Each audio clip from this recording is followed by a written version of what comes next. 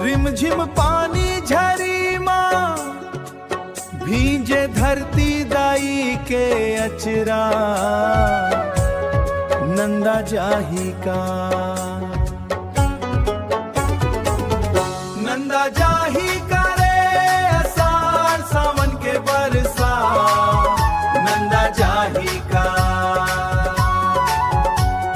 नंदा जाही का रे अषाढ़ सावन के बरसा, नंदा जाही का।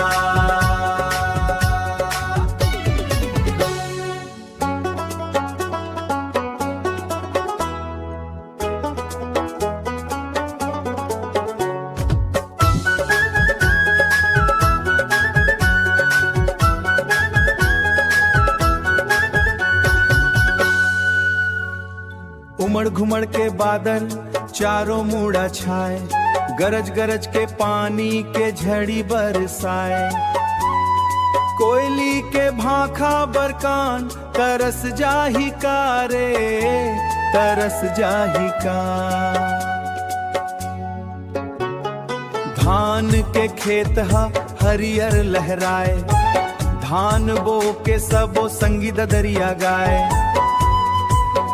बिन पानी के धरती दाई सूखा जाही का रे, तरस जाही का।